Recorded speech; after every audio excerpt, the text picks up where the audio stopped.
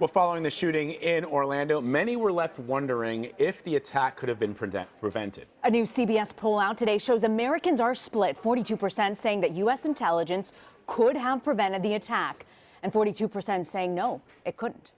Seamus Hughes, Deputy Director of the Program on Extremism at George Washington University, joins us now from Washington. Seamus, we know that the FBI confirmed that they knew about shooter Omar Mateen prior to the attack in Orlando, but is simply saying that U.S. intelligence could have prevented what could potentially be a lone wolf attack. Is that any easier said than done by telling them they could have gotten this guy? It's very difficult to prevent these type of attacks. In fact, when we've looked at the past successful attacks, whether it's Boston Marathon bombing, the Fort Hood attack, any number of places, the FBI has always kind of had an open investigation on these individuals. The question becomes when the FBI can actually close a case, when they can bring legal charges against these individuals. It's very difficult when we live in a society that values the right of free speech.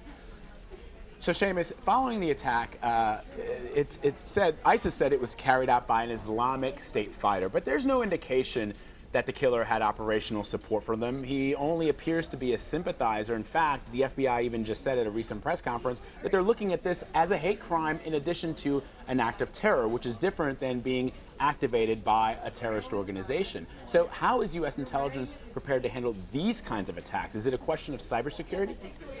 It's a whole host of questions, but we've seen in the last 2 years, 88 individuals have been arrested for ISIS-related charges in the U.S. So it's an unprecedented number for the U.S. context. What we've also seen is there's mixed motivations. It's clear that this shooter had been flirting with the Islamist ideology for at least the last 3 years, but there's a whole host of factors to go into this. It doesn't really fit into one easy box. The other issue in terms of ISIS-directed versus ISIS-inspired, from ISIS's perspective, it doesn't really matter. They still take credit for the attack. They still are able to inspire other people to say, see what he did in Orlando, do what you can where you are.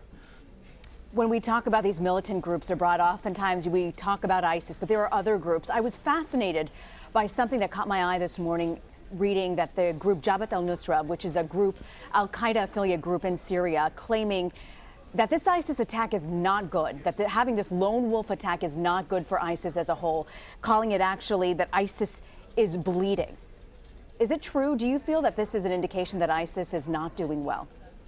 I think it's clear that they're losing some ground in Syria and Iraq, but the fight between Jabhat al-Nusra and ISIS has been going on for years, but these distinctions are without a difference for the homegrown terrorists. You know, they don't really care about the inner debates between the two foreign terrorist groups. What they really care about is the ideology, and they're joining ISIS because it's the biggest game in town. Yeah, and Seamus, that is a great point, and also to Rena's point. I mean, we know that the killer at one point said that he was affiliated or somehow with a family member in al-Qaeda. Then he said, no, you know, actually I support Hamas, which is a Shia organization. And now we know that he called a 911 and said he was part of ISIS.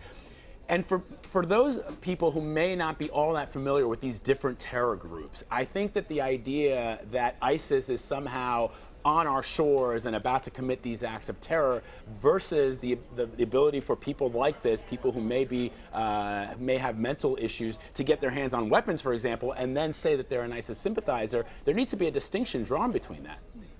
Yeah, absolutely. And we also need to put this in context. When I say there's 88 individuals who have been charged with ISIS-related activities, that pales in comparison to European countries. And it pales in comparison to a larger population size of American Muslims and then Americans writ large. So we put this in context. It's a very small number, but it is unprecedented for the U.S. context. Normally we have about 20 to 30 arrests. Last year alone we had 61. You're going to have a number of people who essentially latch on to what the interesting and counterculture event is of the day, and that's going to be ISIS. Americans still so concerned. We have another CBS News poll that shows 51% of Americans are concerned about an attack in the U.S. by people who are already here, especially after San Bernardino, now Orlando. How real of a threat should Americans be concerned about these random lone wolves launching attacks on their own, inspired by what they're reading and seeing online? Yeah, I think we need to put this in context of larger issues in terms of the U.S. And other threats that face us. But we should recognize that when we talk about homegrown terrorism, we truly mean homegrown terrorism. Of the individuals who were arrested, the vast, vast majority were U.S. citizens. They were born here, they were raised here, they grew up here. They just tried to latch on to Islamist ideology and try to be part of something bigger. Seamus, Donald Trump, the presumptive Republican nominee, has called for a ban on Muslims entering the country. Is that a solution to this idea of fighting ISIS, this idea of homegrown terror, where we know the killer in Orlando was actually born in the United States? I mean, is that a way to prevent what a lot of people are afraid of right now? Yeah, so the program on extremism, we look at data, right, and facts. And the facts show us that the vast majority are U.S. citizens. So a ban in terms of travel wouldn't necessarily get to the larger issues when you look at San Bernardino or Garland attack or the Orlando shooting. These are people that are born and raised here. Even Fort Hood. Even Fort Hood. Major Hassan was a United States Army officer, and he carried out an act of terror on our shores. Yeah, absolutely. Right, Seamus Hughes, Deputy Director of the Program on Extremism at George Washington University. Seamus, thank you for your explanation and your time. Thank you.